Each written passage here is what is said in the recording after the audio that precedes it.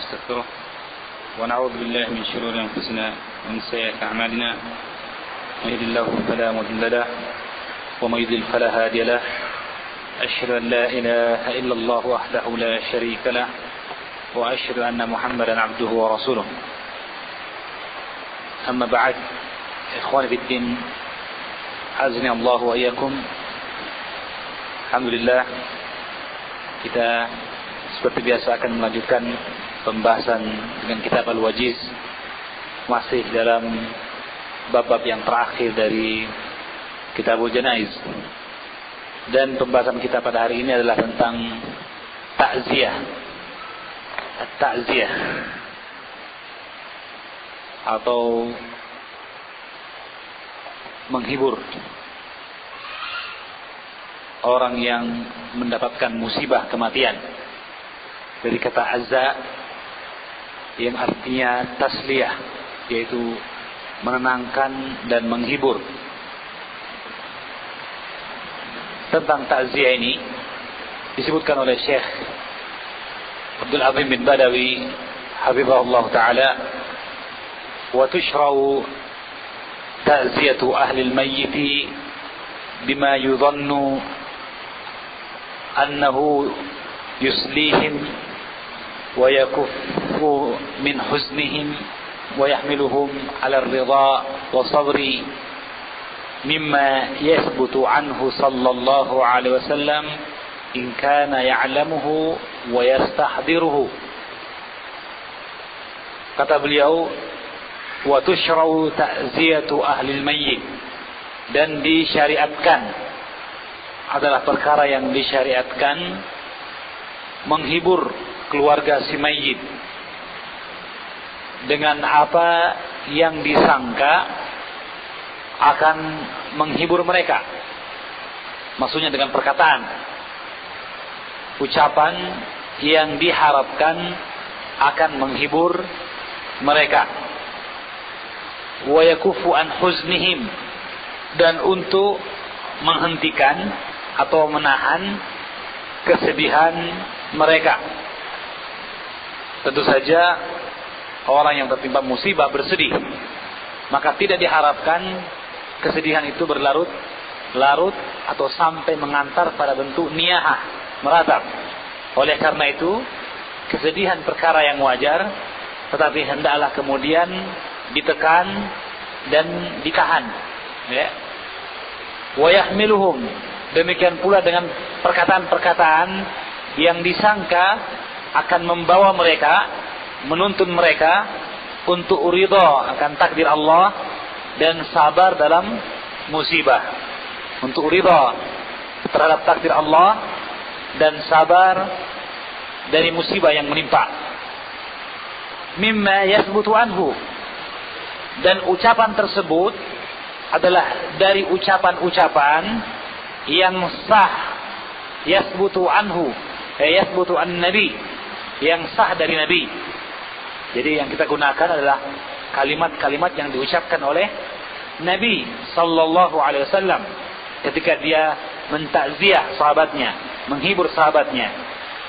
Tentu saja ini in kana ya'lamuhu wa yastahdiruhu, jika ia mengetahui ucapan tersebut dan yastahdiruhu, ia mampu menghadirkan, artinya hafal ketika itu. Jadi dia dapatkan ada keterangan-keterangan dari Nabi tentang ucapan yang beliau ucapkan kepada orang yang kematian, orang yang mengalami musibah, ya. Maka sedapat mungkin dia mengambil atau mengucapkan kalimat seperti yang diucapkan oleh Nabi, jika dia ketahui dan dia hafal ketika itu, ya. Yang kalimat-kalimat itu adalah kalimat yang sifatnya menghibur keluarga si mayit, untuk menghentikan atau paling tidak mengurangi kesedihan mereka dan mengantar mereka untuk ridha dan sabar. Wa illa, dan jika tidak diketahui, seseorang tidak menghafalnya, fabima tayassara lahu minal kalamil hasani alladhi yuhaqqiqul gharda wa la yukhalifu asy-syar'a, maka kalau dia tidak mengetahuinya atau tahu, tapi tidak menghafalnya ketika itu karena tidak sering terjadi, ya, maka dengan apa yang mudah baginya, apa yang dia ketahui dari perkataan yang hasan, perkataan yang baik, yang sifatnya menghibur, yang mampu mewujudkan apa yang diinginkan, yuhaqqiqul gharad, mewujudkan tujuan yang diinginkan dan tidak menyelisihi syariat, baik dengan bahasa Arab, bahasa Indonesia atau bahasa Bugis Makassar, tidak jadi masalah. Yang penting tujuannya adalah takziah, menghibur. Tentu saja kita mengingat bahwa yang dimaksud dengan takziah di sini adalah menghibur keluarga si mayit, dan bukanlah perkara yang disyariatkan. Jadi yang disyariatkan adalah takziahnya, menghiburnya, dan bukanlah perkara yang disyariatkan dari takziah adalah ittikhadu al-makan al-muayyan, menjadikan satu tempat tertentu sebagai tempat untuk takziah. Dengan istilah sekarang apa? Rumah duka. Ya, rumah duka atau tempat berkabung. Dipilih tempat tertentu yang mungkin lebih luas, yang dengan itu diharapkan keluarga si mayit berdiam di tempat itu sambil menantikan para peziarah, orang-orang yang bertandang untuk menghiburnya. Ini tidaklah disyariatkan. Ya, yang disyariatkan adalah takziah. Oleh karena itu kata Imam Syafi'i dalam Al-Um bahwa seseorang yu'azzi sahibal mayyit, dia memberikan takziah, menghibur keluarga si mayit, baik itu di rumah ataupun di pasar atau di jalan, dimanapun dia mendapatkannya. Orang yang dia dengarkan mendapatkan musibah, dia pun mendoakan kebaikan baginya dan mengingatkannya untuk bersabar serta menghibur hatinya. Ya, jadi tidak disyariatkan memilih tempat tertentu, tidak, ya. Adapun dasar akan hal ini adalah hadis muttafaq alaihi dari Usama bin Zaid radhiyallahu taala anhu tentang kisah kematian putra Nabi sallallahu alaihi wasallam, atau cucu Nabi sallallahu alaihi wasallam. Berkata Usama bin Zaid, kunna 'inda an-nabiy sallallahu alaihi wasallam fa arsalat ilayhi ihda banatihi tad'uhu wa tukhbiruhu anna sabiyan laha aw ibnan laha fil maut.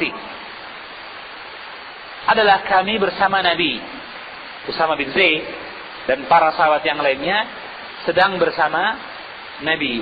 Kunna 'inda an-nabi, kami sedang bersama Nabi sallallahu alaihi wasallam.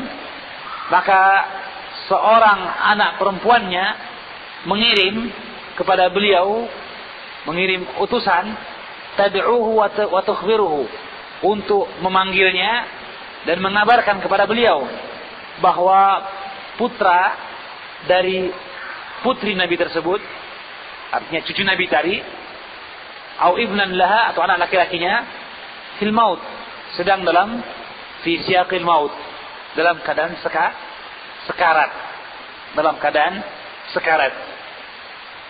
Faqala Rasulullah sallallahu alaihi wasallam, maka Rasulullah pun berkata, irji' ilaiha fakhbirha, pulanglah engkau kepadanya dan kabarkanlah, anna lillahi ma akhadha wa lahu ma 'ata wa kullu shay'in 'indahu ila ajalin musamma aw bi ajalin musamma famurha faltasbir wal tahtasib.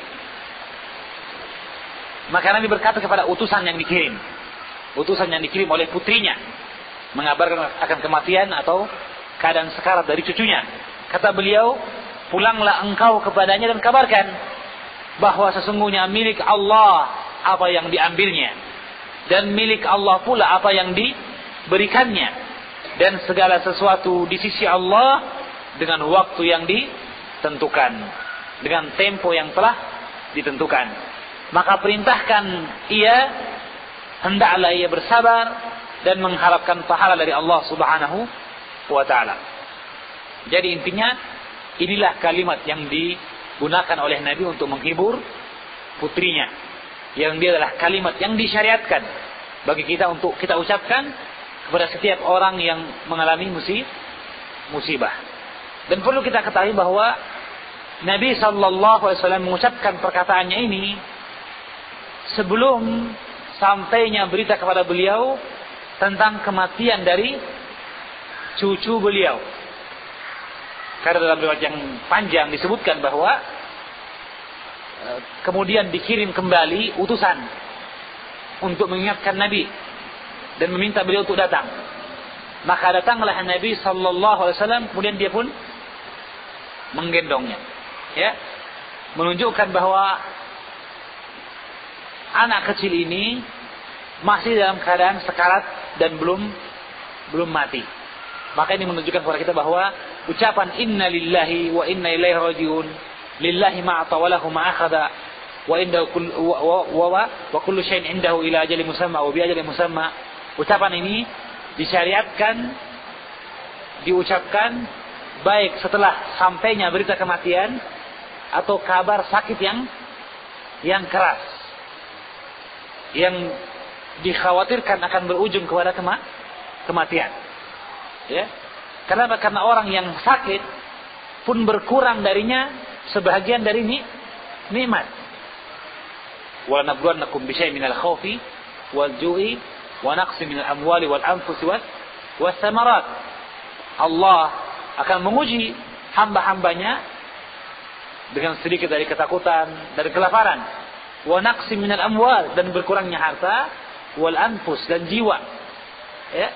Dan berkurangnya jiwa disebutkan oleh para ulama di antaranya adalah bentuk sakit. Ya. Sakit adalah bentuk berkurangnya nikmat. Dan nikmat itu dari siapa? Nikmat kesehatan dari siapa? Nikmat kekuatan dari siapa? Dari Allah. Ketika Allah mengambilnya, maka dikatakanlah lillahi ma akhadha. Milik Allah juga apa yang diambilnya. Walahu ma'ata, dan miliknya pula apa yang diberikan. Dan segala sesuatu ada tempo dan waktu yang ditentukan oleh Allah Subhanahu wa taala. Maka ini faedah yang kita ambil bahwa ucapan yang disyariatkan dalam takziah adalah ucapan ini. Dalam riwayat yang lain disebutkan, Nabi menyebutkan terlebih dahulu, inna lillahi wa inna ilaihi rajiun. Inna lillahi wa inna ilaihi rajiun. Kemudian beliau mengatakan, lillahi ma'ata wa lahu ma'akhadha wa indahu wa kullu syai'in indahu ila ajalin musamma fal tasbir wal tahtasib. Ya. Jadi pertama kali ada pengakuan bahwa segala sesuatu dari Allah, ya, dan kita akan kembali kepada Allah. Setelah itu bahwa pengakuan semuanya adalah dari Allah dan apa yang diambilnya juga darinya, miliknya.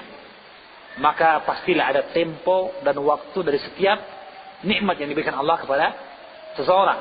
Dan yang terakhir, perintah untuk bersabar dan mengharapkan pahala. Bersabar dan mengharapkan pahala.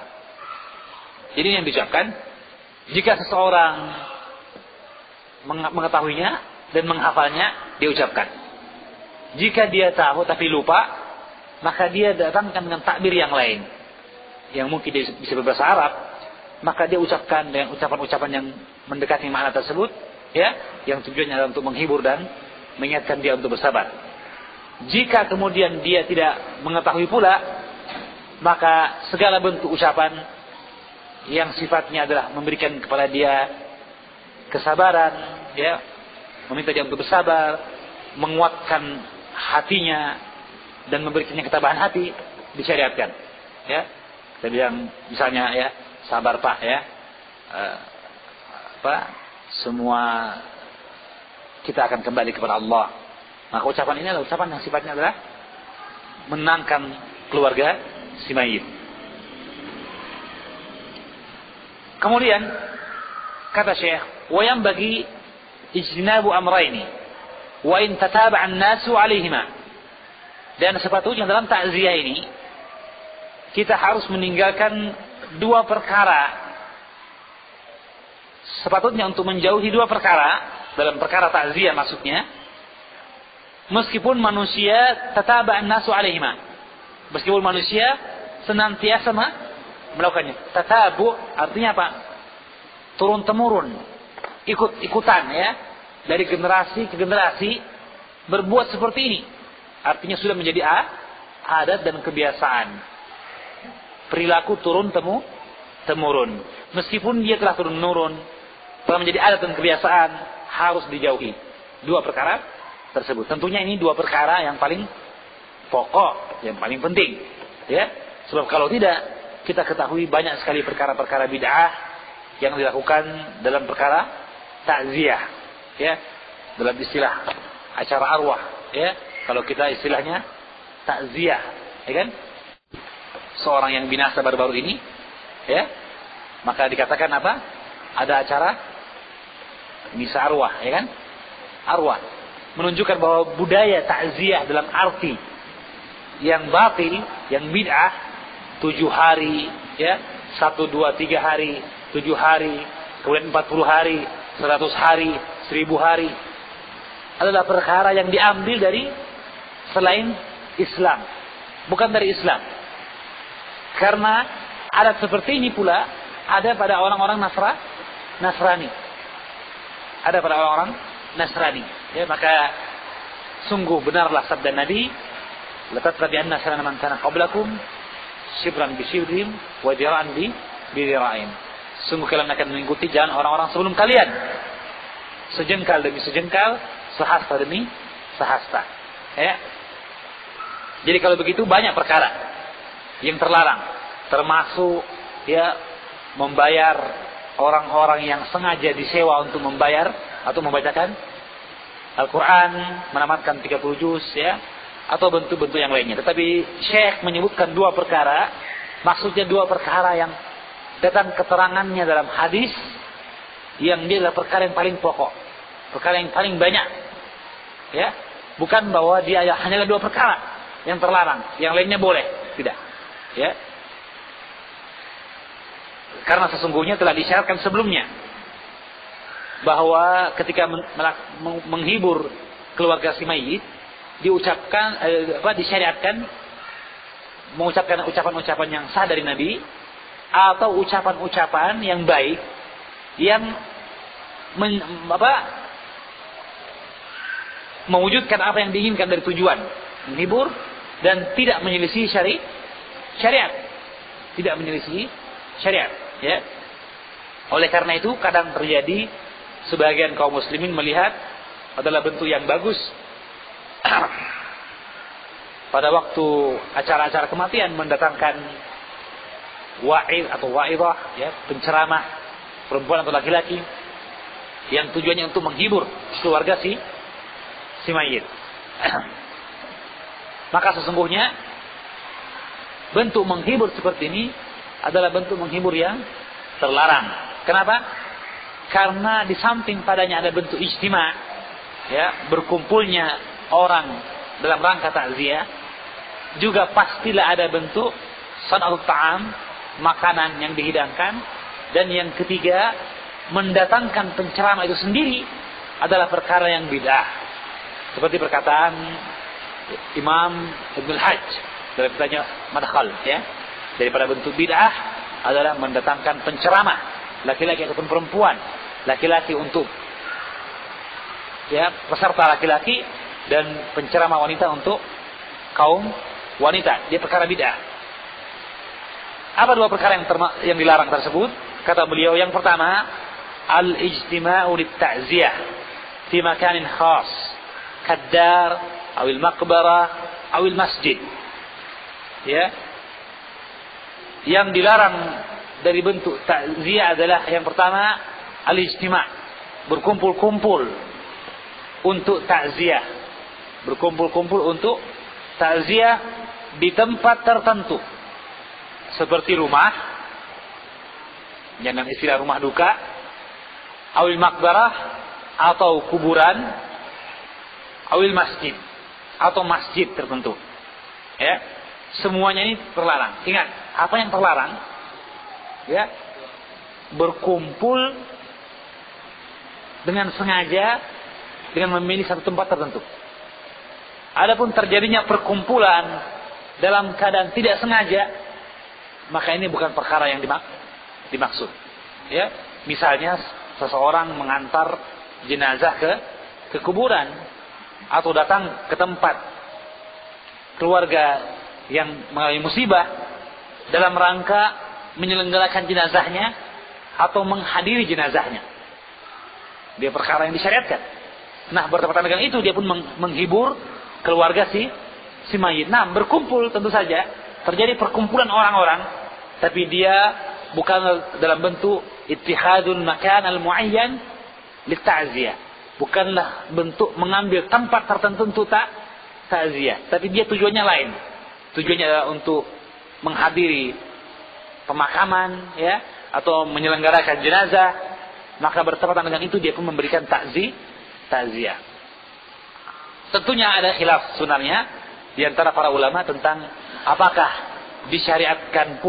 masih disyariatkan pula takziah ketika di kuburan, ketika mengantar jenazah ke kuburan, apakah disyariatkan takziah? Sebagian mengatakan tidak lagi. Takziah disyariatkan ketika pertama kali sebelum dikuburkan. Adapun setelah dikuburkan ya jenazah, maka sebagian ulama mengatakan tidak disyariatkan lagi takziah. Mengapa kata mereka? Karena katanya bahwa tatkala telah dikuburkan jenazah, selesai urusan. Jika kemudian dia diingatkan kembali, maka akan timbul kembali kesedihan. Dia khawatirkan dari timbulnya kesedihan. Ya, wallahu a'lam bishawab. Tapi sesungguhnya yang benar bahwa takziah disyariatkan meskipun lama setelah terjadinya musibah. Meskipun lama sebelum terjadinya musibah, ya. Tentunya dihindarkan dari bentuk tajdidul huzni, ya, memperbarui kesedihan. Dan kalaupun kemudian si mayit atau keluarga si mayit ketika kita hibur, dia teringat kembali dengan musibahnya, maka dia adalah perkara yang tentunya tidak mengapa, kecil, dibanding tujuan kita untuk memberikan kepada dia kesabaran dan mengharapkan dia untuk mengharapkan pahala dari musibah yang dialaminya. Maka maslahat yang timbul dari memberikan takziah kepadanya, meskipun telah berlalu sebulan dari musibah, lebih besar. Ya, maka tidak mengapa, meskipun sebulan telah lalu, kita tidak sempat ketemu dengan dia, ya, kita berada di tempat yang lain, dengan berita bahwa dia mengalami musibah, maka setelah ketemu pertama kali, meskipun telah berlalu 1 atau 2 bulan, kita bisa ingatkan bahwa kayaknya saya dengar bahwa kamu terkena musibah, ya, bersabarlah engkau dan harapkan pahala di sisi Allah. Kita semua dari Allah akan kembali kepada Allah Subhanahu wa Ta'ala. Maka tidak mengapa, karena memang akan teringat dia akan musibahnya, tapi di sisi yang lain kita mengingatkan dia untuk bersabar, dan tentulah dia akan lebih terhibur dengan tasliyah yang kita lakukan, ya. Apalagi jika orang yang memberikan takziah tadi, tasliyah tadi adalah orang yang punya kedudukan tersendiri, istilahnya punya arti yang penting pada diri orang tersebut, ya. Itu akan menguatkan sekali, ya. Baik. Jadi tidak boleh mengambil tempat tertentu untuk takziah, baik dia di rumah, baik dia di kuburan, di pekuburan, ataupun dia di masjid, ya. Yang kedua, ittihadu ahli al-mayyit at-ta'ama li dhiyafatil waridina lil azza. Bahwa di antara bentuk yang terlarang yang kedua adalah keluarga si mayit menyiapkan makanan untuk menjamu lidhiyafah, untuk menjamu al-waridina lil azza, orang-orang yang datang untuk takziah, ya. Maka perjamuan ini juga adalah perkara yang terlarang. Yang demikian ini karena adanya hadis yang sahih dari Jarir bin Abdullah al-Bajali, riwayat Ibnu Majah, di mana Jarir bin Abdullah berkata, "Kunna na'uddu al-ijtima' ila ahli al-mayyit wa sani'ati at-ta'ami aw wa sani'at at-ta'ami ba'da dafnihi min an-niyahah." Adalah kami menganggap ijtima' ila ahli al-mayyit, berkumpul di kerabat si mayit, wa sani'at at-ta'am, dan membuat makanan minan niyah, dari bentuk merata. Ini menunjukkan apa? Hikayatul ijma', penukilan akan kesepakatan para sahabat bahwa mereka menganggap bentuk berkumpul-kumpul dan membuat makanan adalah bentuk meratap. Dan meratap apa hukumnya? Haram. Meratap hukumnya haram. Menunjukkan bahwa haramnya perkara ini menurut para sahabat. Hujjahkah perkataan sahabat ini? Hujjah. Dalilnya adalah kata Nabi SAW, la tajtami ummati ala dolalah. Umatku tidak akan bersepakat dalam kesesatan. Ya. Juga perkataan Abdullah bin Mas'ud, fama ra'ahu al-muslimuna hasanan fahuwa 'inda Allahi hasan. Apa yang dilihat oleh kaum muslimin sebagai kebaikan, maka dia adalah kebaikan di sisi Allah. Kebalikannya berarti apa yang dilihat oleh mereka sebagai kejelekan, maka adalah kejelekan di sisi Allah. Siapa umat yang dimaksud? La tajtami ummati, tidak bersepakat umatku. Dan manusia, ma ra'ahul muslimun, kaum muslimin. Yang dimaksud dengan nas atau al-muslimun dalam hadis Abdullah bin Mas'ud, para sahabat secara min babil aula.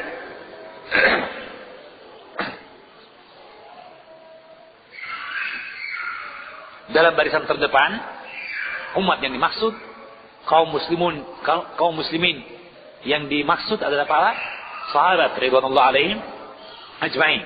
Oleh karena itu tidak boleh, ya. Perkara yang terlarang, dua perkara ini, berkumpul-kumpul dan membuat makanan bagi orang yang datang. Kata Syekh, wa innamas sunnatu an yasna'a aqriba'ul mayyit wa jiranuhu li ahli al-mayyit ta'aman yushbi'uhum.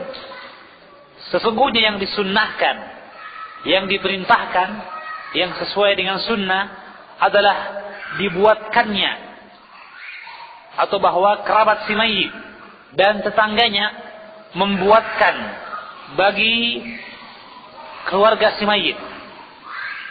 Bedakan antara keluarga dengan kerabat, ya. Kerabat berarti keluarga juga, tapi keluarga jauh. Adapun ahli mayit adalah keluarga dekatnya, istri maupun anak dari si mayit misalnya, ya. Maka daripada sunnah, kerabat si mayit atau tetangga mereka membuatkan bagi keluarga si mayit ta'aman yusbi'uhum, makanan yang mengenyangkan mereka. Dan ini berdasarkan hadis riwayat Abu Daud, Tirmidzi dan Ibnu Majah dari hadis Abdullah bin Ja'far radhiyallahu taala anhu tentang kisah kematian ayahnya Ja'far bin Abdul Muttalib.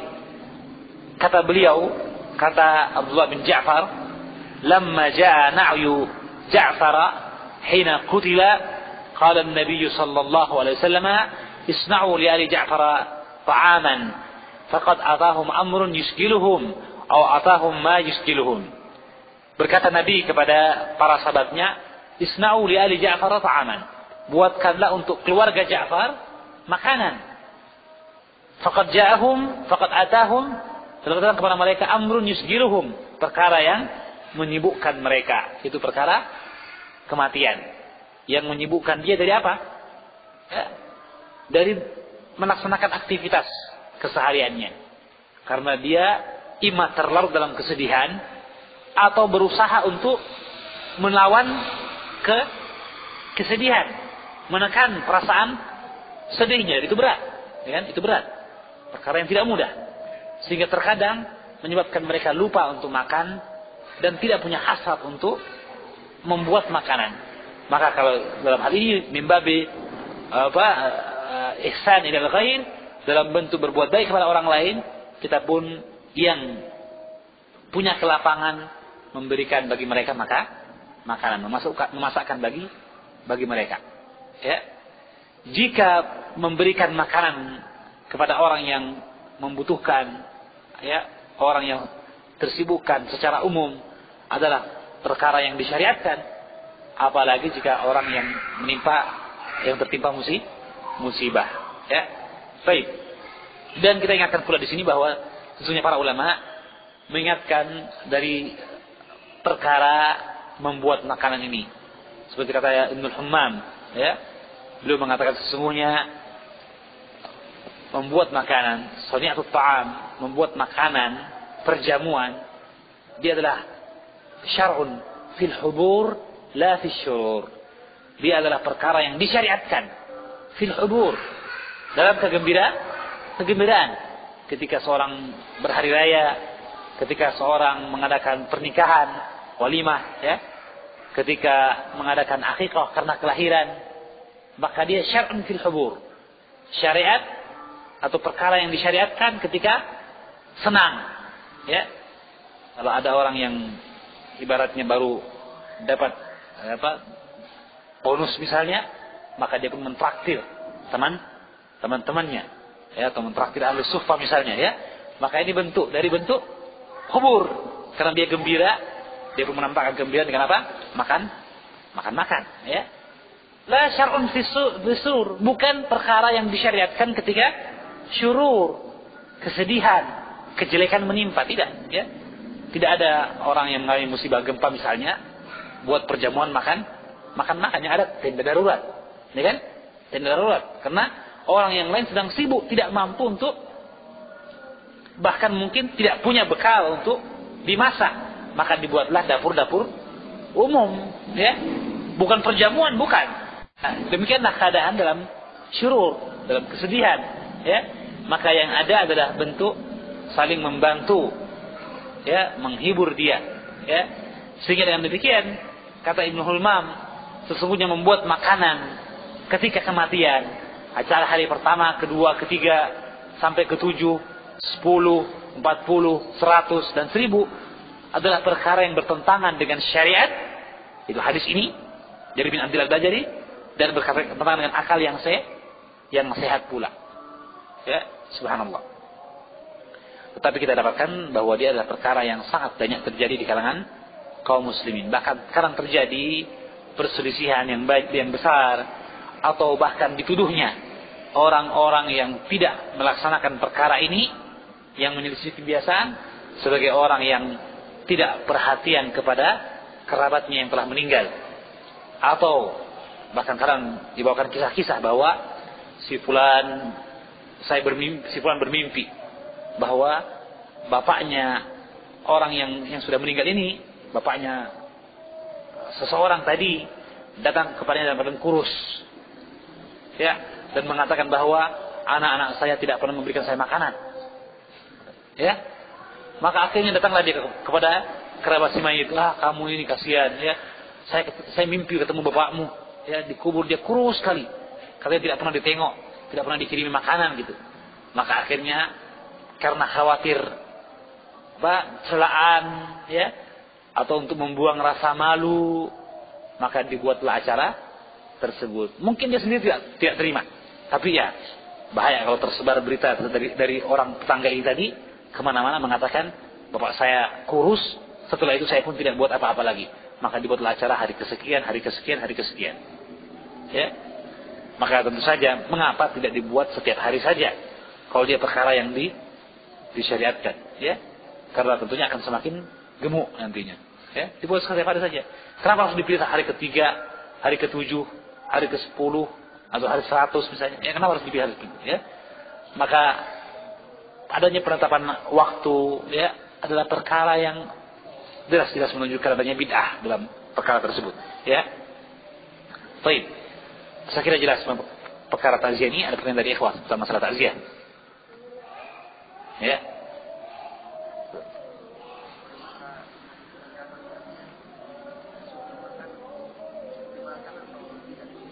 Ya tidak, ya, tidak disuguhi makanan disuguhkan tidak dimakan. Kenapa? Kata kita khawatir dari bentuk adanya niat yang terlarang. Sebenarnya sekedar dihidangkannya saja, keluarnya makanan, ini adalah perkara yang berkenaan dengan masalah sani'atut ta'am, membuat makanan tadi, ya. Adapun kita yang pas kebetulan datang untuk takziah tadi, pas bertepatan datang untuk takziah atau untuk ittiba'ul janaiz, mengantar jenazah, menghadiri pemakaman jenazah, yang dibagikan hal seperti ini, maka kita menjauhinya, kita meninggalkannya. Allahu a'lam bishawab.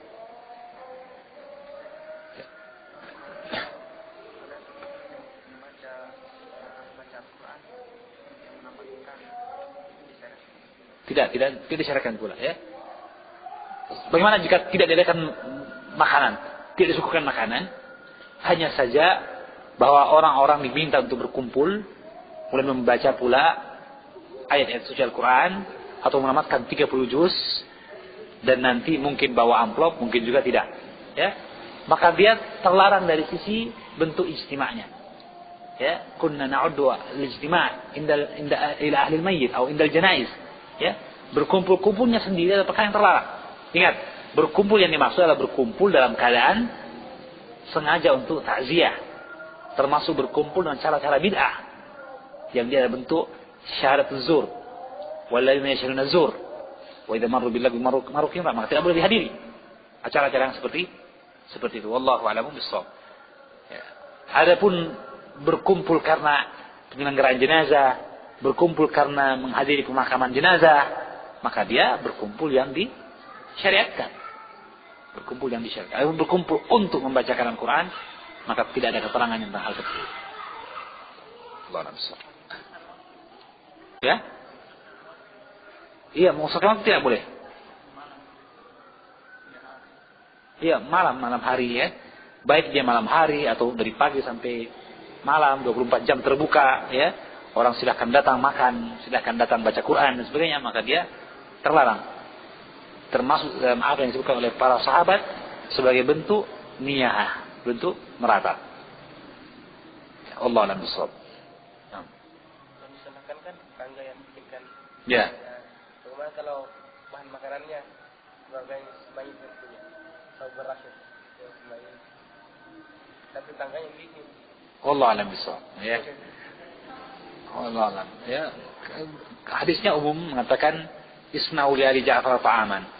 Buatkanlah, dan wallahu a'lam bishawab, yang zahir kalau dibuatkan berarti dibuatkan dari orang ini tadi, mengantarkan kepada keluarga si mayyit. Tapi ini bukan perkara yang mutlak, bukan perkara yang harus, ya. Imam Syafi'i mengatakan bahwa ini dalam bentuk muqabalah. Jika sebelumnya dia dibuatkan seperti itu juga, maka dia balas kepada keluarga yang sedih tadi, dia balas dengan diantarkan makanan. Apakah boleh dari bahan makanan milik keluarga si mayyit? Wallahu a'lam bishawab. Ya. Yang zahirnya seperti ini. Kalau ternyata misalnya tetangganya semua juga miskin, ya, atau kalanya kalanya ya sempit, sedangkan yang kematian adalah dari orang yang kaya, berkecukupan, maka wallahu a'lam bishawab, mungkin dari bentuk membantu adalah dia datang ke rumah keluarga si mayit, kemudian memasakkan mereka karena mereka sedang sibuk dengan urusan yang menimpa mereka. Maka ini pun min babil ihsan, insyaallah. Allah a'lam bishawab.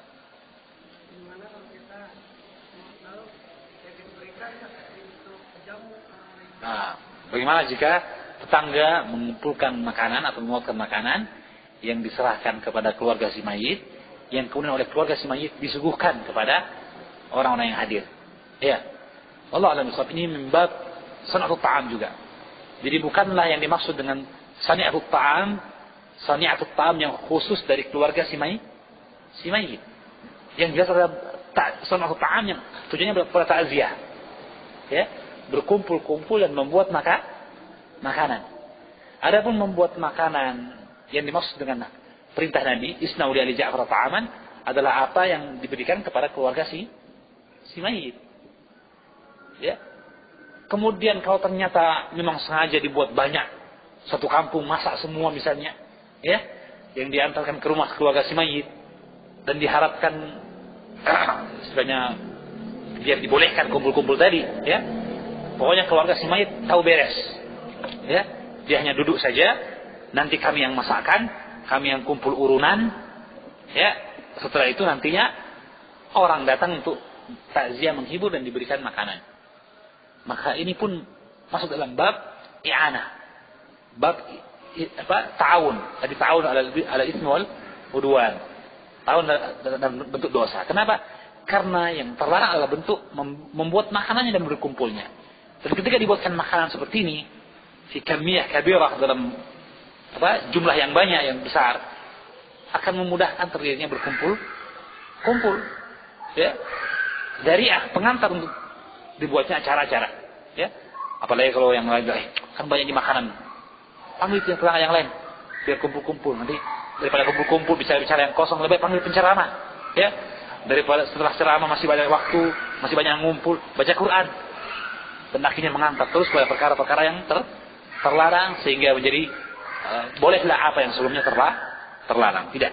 Ya, wallahu a'lam bishawab. Dia masuk dalam keumuman perkataan sahabat dari Abdullah Al-Bajali, kunna na'uddu al-ijtima' inda al-janaiz atau ijtima' ila ahli al-janaiz ila ahli al-mayyit wa sani'at at-ta'am. Sani'at at-ta'am sawan kana min ahli al-mayyit, baik dia membuat makanan dari keluarga mayit sendiri atau min ghairihi, atau dari orang lain yang berupa sumbangan yang kemudian digunakan untuk takziah dan untuk acara berkabung, maka tidak boleh. Wallahu a'lam bishawab. Minan niyah. Saya kira demikian. Ya, tinggal 2 pertanyaan kalau gitu ya. Betul. Apa hukumnya kalau misalnya keluarga si mayit mengundang penggali kubur untuk makan di rumahnya? Ya, wallahu a'lam bishawab. Jika tujuan dari memberi makan adalah sebagai bentuk upah kepada si mayit, kepada penggali kubur, maka dia tidak masalah, la ba'sa bihi, wallahu a'lam bishawab. Seperti yang kita dapatkan di Jawa. Kalau di Jawa, khususnya di beberapa tempat maksudnya, jika sebuah kampung, 2 desa bertetangga, ya, jika di kampung sini ada yang meninggal, maka urusan penggalian kubur ditanggung oleh kampung sebelahnya. Itu sudah kesepakatan. Sehingga ini cuma tahu penyelenggaraan jenazahnya. Adapun yang urusan penguburannya, penggalian kuburan dan sebagainya, yang tanggung ini. Nah, biasanya untuk makanannya ditanggung oleh yang ini. Jadi 3 atau 4 orang yang menggali kubur, nanti makanannya diantarkan dari orang kampung sini. Begitu sebaliknya. Ya, makanya Allah SWT dia mimbab mu'nah dari bab tanggungan dari penggalian kubur yang asalnya diambil dari harta si mayit. Jika ada yang tabarru, jika ada yang berbuat kebaikan mengatakan biar saya yang bayar, kafannya biar saya yang bayar dan sebagainya, maka bab ihsanil ghair, bab berbuat baik kepada orang lain, insyaallah boleh, sah. Wallahu a'lam bishawab. Yang terakhir, ya, Allah a'lam bishawab. Adapun kalau seorang datang dari jauh dengar kerabatnya sakit meninggal, dia datang untuk menghadiri jenazahnya, ya. Kemudian karena jauh maka dia bermalam, maka tentu saja dia makan, ya. Dia makan. Maka untuk amannya dia makan di luar. Kalau tidak bisa ya dia makan untuk menutupi hajatnya. Dia bukan bentuk takziah yang dimaksud. Wallahu a'lam bishawab. Dia memenuhi hajatnya. Ya. Wallahu a'lam bishawab. Ya, kita khawatir bukan terlarang makannya. Tidak terlarang makannya. Kalau tidak, keluarga si mayit tidak boleh makan kalau begitu, ya kan? Tetapi bahwa apa yang dilarang adalah bentuk takziah tadi. Ya, bentuk takziah atau bentuk berkumpul-kumpul yang makan. Adapun bahwa dia makan karena hajatnya, ya, bukan untuk perjamuan, dia yang tinggal di situ, dia butuh makan, ya, minimal 2 kali sehari, ya, syukur-syukur dapat 3 kali sehari, ya, maka itu bukan dari bentuk larangan sunatut ta'am, karena tidak ada bentuk ijtima' di sana. Yang pertama, kemudian yang kedua bahwa dia hajatnya, kebutuhannya. Wallahu a'lam bishawab. Beda dengan tadi perjamuan, yang orang bisa makan sendiri di rumahnya masing-masing, tapi sengaja dibuatkan makanan di tempat itu dengan harapan nanti dapatkan pahala, dan kemudian pahalanya, ya, untuk ini dipotongkan kambing, nanti kambingnya dikendarai oleh si mayit, ya. Wallahu a'lam bishawab. Maka ini yang masalahnya. Saya kira demikian yang dari Allah Subhanahu wa taala. Subhanakallahumma wa bihamdika asyhadu an la ilaha illa anta astaghfiruka wa atubu ilaik. Wa sallallahu ala nabiyyina Muhammad wa sallallahu ala nabiyyina Muhammadin wa alihi wasallam.